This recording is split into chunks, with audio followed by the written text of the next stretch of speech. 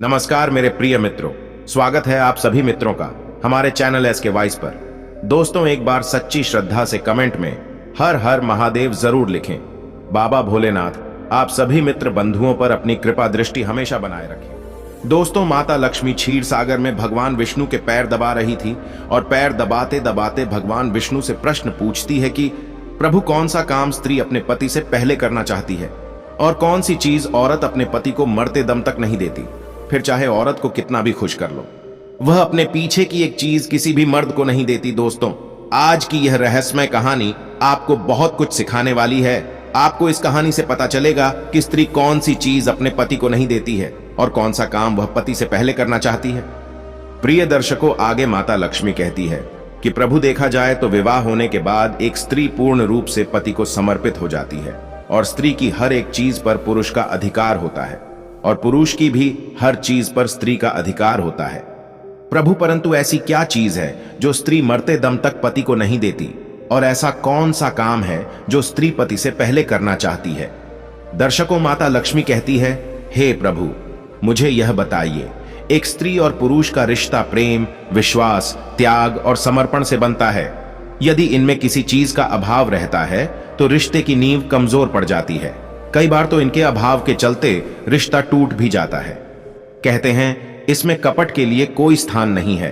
अगर स्त्री पुरुष के बीच कपट आ जाता है तो रिश्ता टूटने की कगार पर पहुंच जाता है और जहां प्रेम और विश्वास होता है वही गृहस्थ जीवन खुशहाल होता है और जहां झूठ और कपट का लेश मात्र भी अंश होता है वहां गृहस्थ जीवन का कलह और क्लेशों से भरा होता है। वहां पति और पत्नी के रिश्तों में कोई मजबूती नहीं रहती। इसलिए प्रभु, मैं यह जानना चाहती हूं कि स्त्री कौन सी चीज अपने पति को मरते दम तक नहीं देती और कौन सा काम वह पति से पहले करना चाहती है, जबकि हर काम में स्त्री अपने पति को ही आगे रखती है।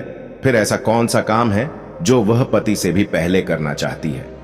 दर्शक बंधुओं, माता लक्ष्मी के दोनों प्रश्नों को सुनकर भगवान विष्णु मुस्कुराते हुए बोले, हे देवी, जिन प्रश्नों के उत्तर तुम जानना चाहती हो उनके जवाब मैं तुम्हें एक कहानी के माध्यम से सुनाता हूं और इस कहानी को बड़े ही ध्यान से सुनना।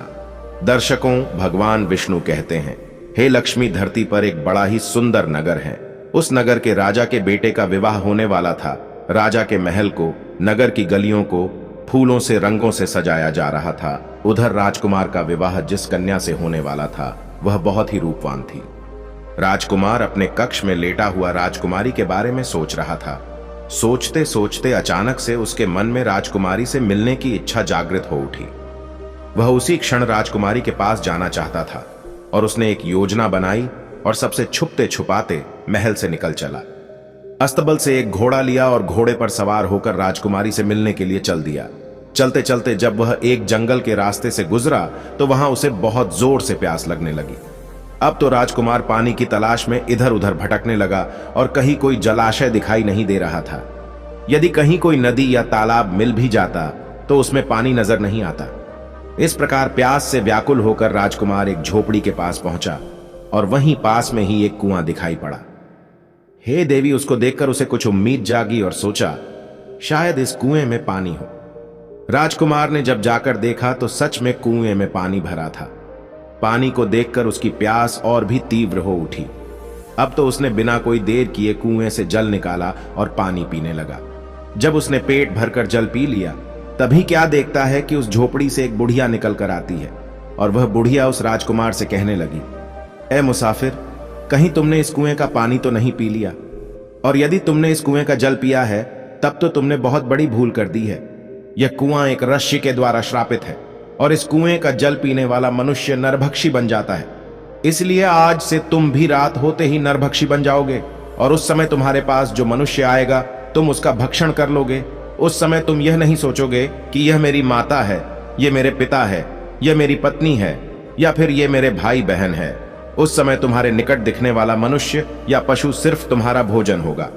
दर्शक बंधुओं, उस बुढ़िया के मुख से श्राप की बात सुनकर राजकुमार बड़ा दुखी होने लगा और कहने लगा, माता श्री, तब तो मैंने इस कुएं का जल पीकर घोर अनर्थ कर डाला है।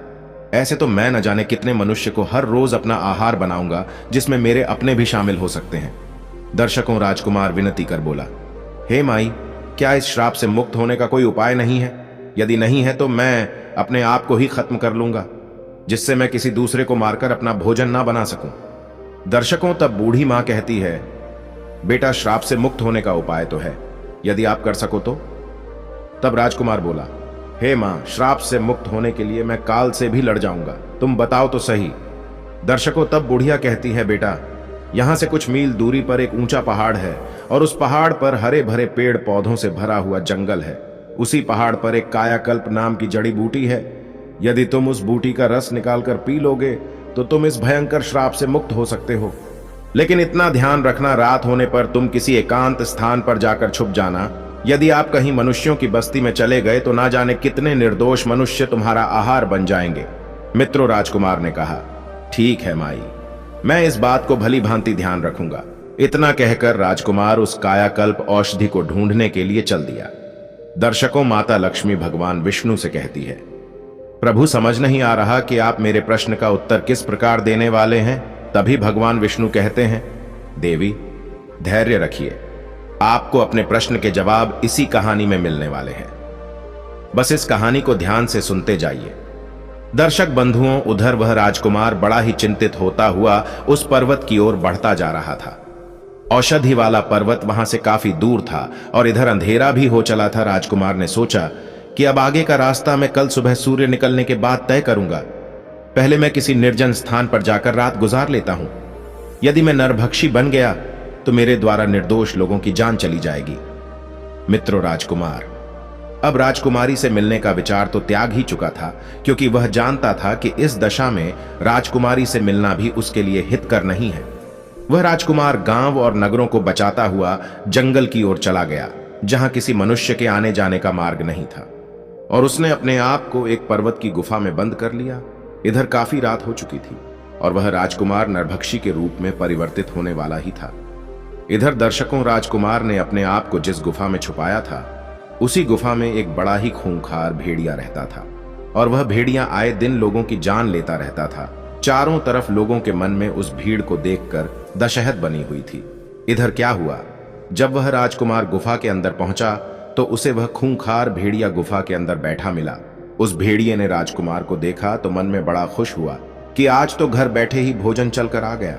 भेड़िया उस राजकुमार की ओर झपटकर उसे खाने वाला ही था कि इतने में राजकुमार पर श्राप का असर होने लगा। पल भर में ही वह मनुष्य से नरभक्षी पिशाच के रूप में बदल गया।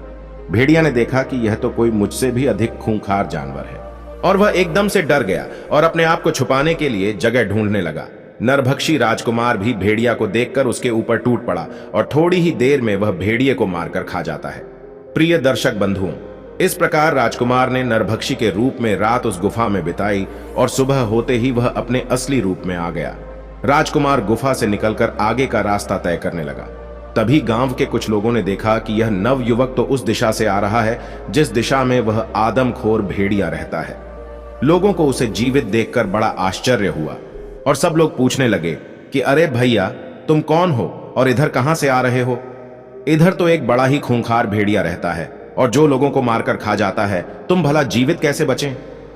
तब राजकुमार ने बताया, अरे भाई, मुझे किस बात का भय लगता? जिस भेड़िया की आप बात कर रहे हो वह तो उस गुफा के द्वार पर मरा पड़ा है और मैंने उसे मार डाला है। राजकुमार की बात सुनकर गांव वालों को बड़ा आश्चर्य हुआ और वह सब इस बात की पड़ताल करने के लिए गुफा के पास गए तो देखा कि सचमुच वह भेड़िया मरा पड़ा था।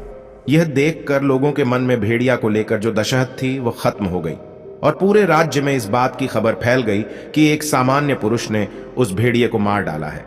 दर्शकों, जब यह खबर वहां के राजा को पता चली तो वह राजा राजकुमार को मिलने के लिए अपने महल में बुलाता है और उससे कहता है, हे वीर युवक, तुमने भेड़िए को मारकर हमारी राज्य की प्रजा को निर्भय कर दिया है, इसलिए मैं तुम्हारी वीरता और साहस का कायल हो गया हूं। तुमने मुझे बहुत बड़ी प्रसन्नता दी है। इस खुशी में मैं तुम्हें एक उड़न खटोला भेंट करता हूं। यह उड़न खटोला तुम्हें पल भर में यहां से वहां पहुंचा सकता है। दर्शकों, राजा से उड़न खटोला पाकर राजकुमार भी बड़ा खुश होता है और सोचने लगता है, यह तो बड़ा अच्छा हुआ, अब मैं इसी उड़न खटोले पर बैठकर उस पर्वत पर आसानी से पहुंच जाऊंगा।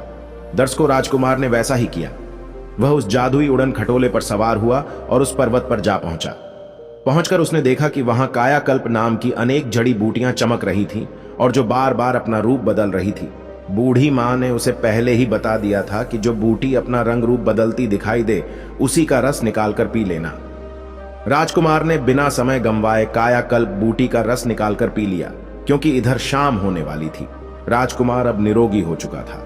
और अब राजकुमार ने क्या किया कि वह उस खटोले पर बैठकर अपनी राजकुमारी के नगर को चला आया, और वहां पहुंचकर वह अपनी राजकुमारी से मिलता है, और राजकुमारी भी अपने राजकुमार से मिलकर बड़ा प्रसन्न होती है। इधर राजकुमार ने अपने नगर में खबर भिजवा दी कि आप बारात लेकर आइए, मैं अपने ससुराल पहुंच चुका हूं। इधर राजकुमार की बारात आती है और अगले दिन उसका राजकुमारी के साथ बड़ी धूमधाम के साथ विवाह हो जाता है और वह अपने नगर को वापस लौट आते हैं। दर्शकों दोनों बड़े आनंद के साथ रहने लगते हैं और कुछ दिनों बाद राजकुमार के घर में एक पुत्र का जन्म होता है। पुत्र की खुशी में राज परिवार में जश्न मनाया गया, प्रजा में मिठाइयां बांटी गई। इधर माता लक्ष्मी ने भगवान विष्णु से पूछा कि प्रभु आपकी लीला मेरे समझ में नहीं आई। एक प्रश्न का उत्तर बताने के लिए आपने मुझे एक राजकुमार की पूरी कहानी सुना दी, लेकिन उत्तर अभी तक नहीं मिला। तब भगवान विष्णु कहते हैं, देवी अब बहुत ही जल्द तुम्हारे प्रश्न का उत्तर मिलने वाला है। फिर क्या हुआ, एक दिन उस राजकुमार के राज्य पर शत्रु देश ने आक्रमण कर दिया। तब राजकुमार अपने दुश्मनों से लड़ने युद्ध में जाता है। उड़न खटोला की सहायता से उसने दुश्मन सेना को तो खदेड़ दिया, परंतु युद्ध में तीर लग जाने से उसकी भी जान चली गई। जब राजकुमार की मृत्यु हो जाती है तो सब लोग उसे अर्थी पर रखकर ले जाने लगे। उसकी पत्नी वहीं खड़ी होकर रोती बिलखती दहाड़े मार रही थी। राजकुमार के सभी परिवारजन उसे कंधा दे रहे थे और उसे श्मशान की ओर ले जा रहे थे। भगवान विष्णु ने बताया कि लक्ष्मी यह वही चीज है जो स्त्री अपने पति को नहीं दे सकती और पति तो स्त्री को दे सकता है। हमारे धर्म की यही परंपरा है। पति के मरने के बाद स्त्रियां उसे कंधा नहीं दे सकती और न ही उसे श्मशान में साथ ले जा सकती है। दर्शकों भगवान विष्णु कहते हैं, हे लक्ष्मी, तुम्हारा दूसरा प्रश्न था कि स्त्री कौन सा काम पति से पहले करना चाहती है, तो इसका उत्तर सुन। सुहागन स्त्री यह कामना करती है कि उसकी मृत्यु उसके पति से पहले हो जाए, जिससे उसका पति उसे कंधा दे सके और उसे मुख्य अग्नि दे सके और उसका तारण हो सके। वैसे भी पति के मरने के बाद स्त्री का जीवन शून्य हो जाता है। पति के बिना उसका जीवन जीवन नहीं रहता। कहते हैं पति के बिना एक स्त्री की कोई भी गति नहीं है। एक पुरुष के बिना स्त्री का जीवन बड़ा ही कष्टकारी है। वह नारियां बड़ी भाग्यशाली होती है जिन्हें पति से पहले मृत्यु प्राप्त हो जाती है और पति के हाथों अंतिम संस्कार होने का सौभाग्य प्राप्त होता है। मित्रों, आपको यह कहानी कैसी लगी कृपया हमें कमेंट करके जरूर बताएं। यदि आपको कहानी पसंद आई हो तो एक बार सच्ची श्रद्धा से कमेंट पर जय माता लक्ष्मी, जय श्री नारायण जरूर लिखें। मित्रों, चैनल पर पहली बार आए हैं तो चैनल को सब्सक्राइब अवश्य कर लें। मित्रों, वीडियो को पूरा देखने के लिए धन्यवाद।